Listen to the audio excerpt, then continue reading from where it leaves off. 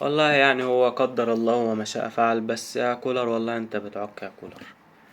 يعني ماتش في المتناول يا كولر، وماتش يعني انت دوافعك اعلى من دوافعه، فرقتك اعلى من فرقته. اوضة اللبس، كل ما اللي انت عايز تقول احسن فيه انت احسن فيه، اي حاجة عايز تقول انت احسن، او يعني اي مقارنة في مين حلو ومين وحش بينك وبين الزمالك في التوقيت الحالي، انت افضل بكتير. وماتش في المتناول يا كولر يخلص، انا قايل في الفيديو اللي قبل ده ماتش يخلص 3-4 مستريح. تخش شوف الفيديو ده لو ما اتفرجتش لسه عليه. ماتش يخلص 3-4. امتى يخلص 3-4؟ بس التشكيلة، بس التشكيلة تفرق. قلت برضو في نفس الفيديو ده ان الزمالك خلاص هي خربانة خربانة معاه، مش هيلعب، مش هينزل يلعب يفوز. هو يا دوب لو تعادل يبقى عسل قوي، بس ما خسرش من الاهلي. ليه؟ لان هي خربانة خربانة معاه. مش هيبقى مش عارف اجدد للعيبة، وجايب صفقات يعني مش الجماهير عاوزاها، الإدارة فيها الدنيا خربانة، وفلوس رايحة في داهية وقواضي. مش هنزل كمان اخسر من الاهلي ومركز تالت دوري، واخسر من الاهلي يبقى يا لهوي مصيبة سودا. فانا هنزل رضا لو جبت النقطة. انا عايز نقطة منك يا اهلي وبس، وحققها. يعني تارجت نادي الزمالك النهاردة او تارجت بيسيرو اتحقق يا باشا.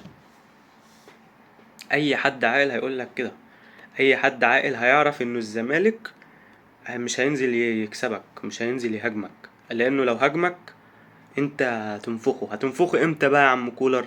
لو انت انت يعني انا اللي شفته النهارده ان انت نازل برضو مأمن. انت مش المفروض تأمن، انت انزل غربل يا باشا، انزل موت. خلاص انتوا بصوا، انا عايز انتوا 11، الشناوي بس يقف جون والعشر الباقيين قدام. ليه يعني انت ليه نازل تأمن؟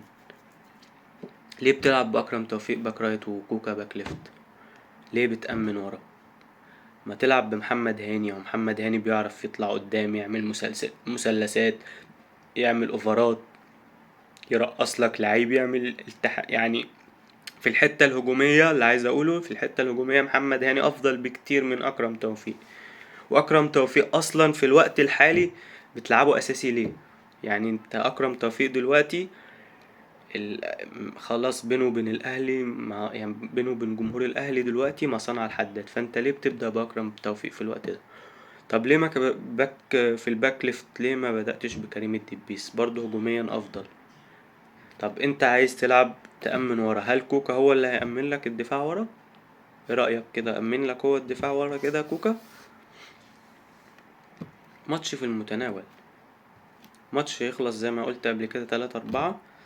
امتى؟ لما تبدا بتشكيل صح. انا توقعت الفيديو اللي فات ان انت هتبدأ بالتشكيل ده، هتغير تغييرتين، هتطلع اكرم توفيق وهتطلع كوكا، وتنزل مصطفى العش وتنزل كريم الدبيس، لان محمد هاني كان بيلعب اوريدي الماتش اللي فات. سبت اكرم توفيق وسبت كوكا وطلعت محمد هاني. طب ازاي يعني؟ انت نازل بتحافظ على ايه؟ انت نازل لازم تكسب، انت اللي لازم تكسب. هو تعادل، هو كسب بالاتنين، الدنيا تمام بالنسبة له، المهم انه ما يخسرش. فانت المهم بالنسبة لك انك تكسب، فانزل هاجم يا باشا، انزل هاجم. ما هاجمتش ليه؟ برضو الماتش اللي في الفيديو اللي فات انا قلت الماتش ده يخلص 3-4 امتى؟ لو لو نزلت بوسام ابو علي مكان محمد عبد الله، وانا توقعت انها تلعب بمحمد عبد الله.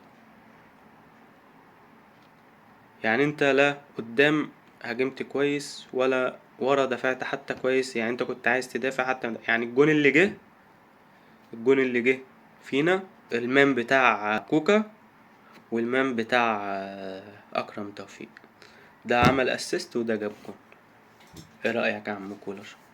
ادي دول يا عم اللي انت كنت منزلهم يحافظوا لك على النتيجة. ده عمر جابر كان واقف لوحده هو، والتاني برضو مين واقف معاه؟ يعني ده بغض النظر طبعا عن أشرف داري، وعن محمد الشناوي، وعن رامي ربيعة أصلا من بداية الكورة لما كانت الكورة مع ناصر منسي وانت واقف بتحلق عليه كده. ايه يا عم ده، في ايه؟ ايه يا عم الشناوي ده يا عم؟ يعني أنا قبل ما يجي الجون فينا أنا قلت مان اوف ذا ماتش أشرف داري الشوط الأول، ولحد ما الجون جه بصراحة كان عامل ماتش عالمي. مفيش اوفر اترفع إلا لو أشرف داري كان مطلعه. لكن كرة الجون دي انا يعني عارف انه اشرف داري سبعة عشان الشناوي كان طالع يمسكها، بس انا في الكورة انا عارف دي منطقة حساسة، الكورة قدامك شيل، ما تستناش اللي وراك، شيل على طول. شناوي ايه ده شناوي؟ برضو شلت كورتين، واحدة من زيزو وواحدة من دونجا، بس يعني خلاص كده فقدت الشغف. انا شلت كورتين، رضا انتهت كده يعني، كفاية عليا انا تعبت. خلاص يا شناوي تعبت، مش قادر تعمل تراي، ريح يا شناوي. في مصطفى شوبير، في لعيبة برا خلاص يعني استوت، المفروض تبدأ بيها او المفروض تلعب بيها. هتفضل لحد امتى معتمد على الشناوي؟ وهيفضل الشناوي امتى يغلط غلطات تكلفك ماتش؟ عارف هتقولي الشناوي ياما كسبنا وياما كان سبب في ان احنا نكسب، وياما خسرنا، وياما كان سبب في ان احنا نخسر، ومش مرة ولا اتنين ولا تلاتة، كتير. اقربها لسه ماتش شباب بلوزداد، لسه مفيش كام اسبوع. فده ماتش في المتناول.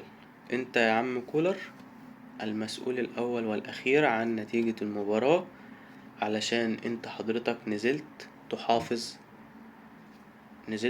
بتحافظ ورا، ما هجمتش قدام، لعبت لعيب جناح انا شايف انه لعيب كويس، لكن ليس لاعب لمباراة اهلي وزمالك، لسه ما جابش الفورمة دي.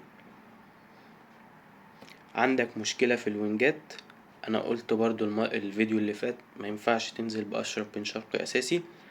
وعندك مشكلة في الوينجات، انزل باتنين فراودة، وسام ابو علي وجراديسار، والاتنين ما شاء الله في التحركات.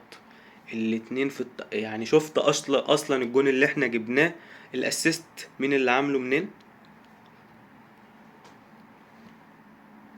انا توقعي للتشكيلة لو كان كولر لعب جراديسار وسام ابو علي مع بعض، كانت الماتش يخلص 3-4، ولسه عند كلامي الماتش يخلص 3-4.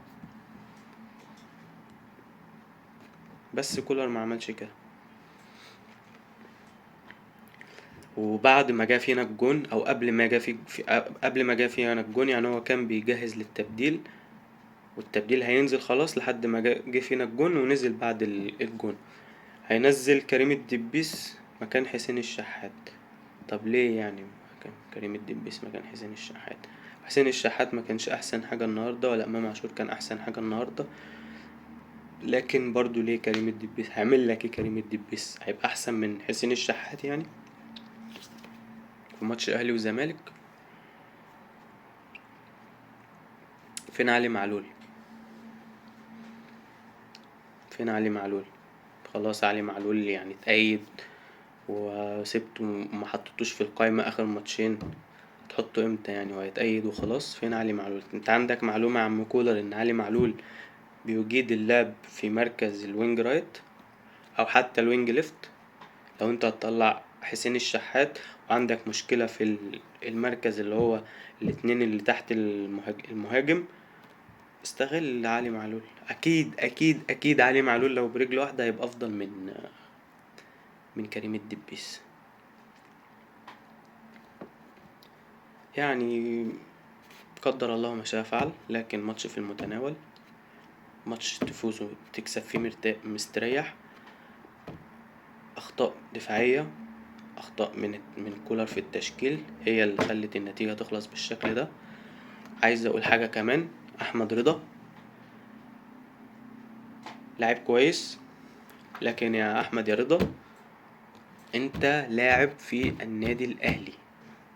لما تكون لاعب في النادي الاهلي انت اتفرشت النهاردة مرتين، مرة من زيزو، مرة من بنتاج. انت لاعب في النادي الاهلي، احنا يعني دي كورة ممكن تحصل، لكن دي مرة كل كام سنة لما تحصل في لاعب في النادي الاهلي، انما لما تحصل فيك النهاردة مرتين من لاعبين مختلفين في ماتش واحد، لا، دي كبيرة قوي، دي كبيرة قوي يا عم احمد رضا، خصوصا انك النهاردة ما كنتش احسن حاجة في الماتش.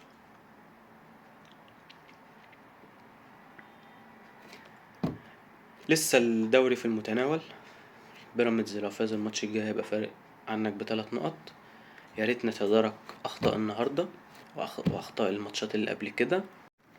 وبس كده، لو عجبك الفيديو دوس لايك واعمل شير، اكتب لنا في كومنت مين سبب في نتيجة مباراة النهارده. سلام عليكم.